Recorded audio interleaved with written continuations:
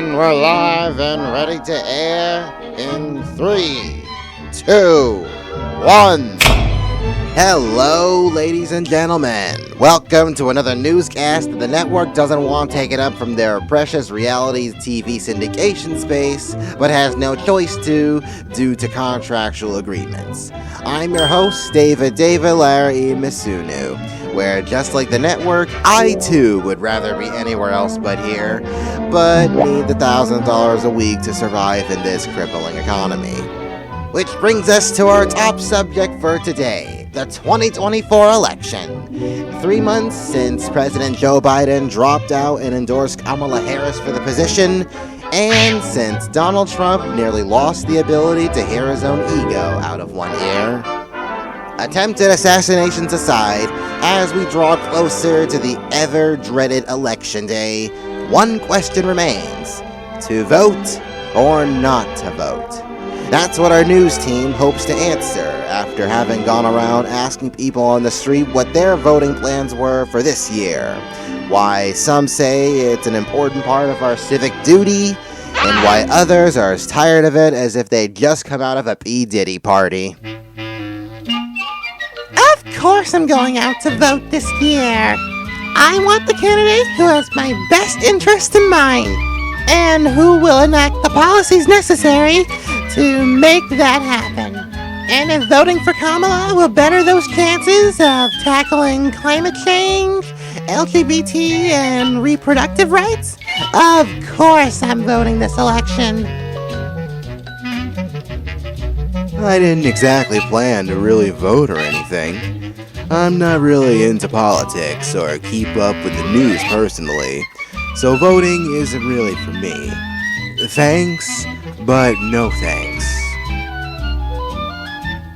It's my given right as a citizen of the United States. My ancestors fought long and hard for me to have the opportunity that they were denied for so long for. Why would I not want to make my voice heard amongst the people of this country? The last thing I want is for my ancestor sacrifices to have been for nothing. I just can't justify going out of my way to vote for someone who likely won't even win the election anyway. The country's electoral college system rarely represents the people of the state, since my vote will count less than someone else because of my state's population density. So really, what's the point of even bothering at all? I'm voting for the sake of staying involved in what's happening with my country, and to make sure that them Democrats are held accountable for the woke policies they've been forcing on all of us these past few years. I want Sleepy Joe out of the Oval Office so that Trump, a real American leader, can get the country right back on track. If I'm being completely honest, I don't like either candidate. I wasn't big on Biden and his overseas spending and war support, amongst other things, so it just seems like we'll get more of the same from Kamala, no matter how much she may try to sugarcoat it in her speeches. And don't even get me started on Trump either, man. That guy is like a walking, talking liability. Basically, I really wish anyone else was running but them for presidency, because I can't put my good faith into either of them, hence why I don't believe either of them deserve my vote this year.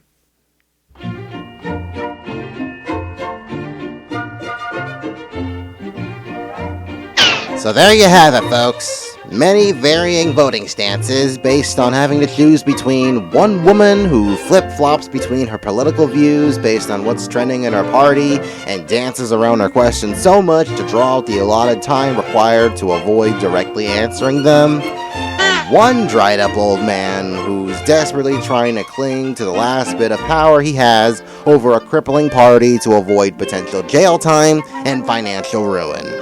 I'm David Larry Misunu saying, I won't tell you who to vote for, America, but please, pick your poison. The fate of the country for the next half-decade depends on it.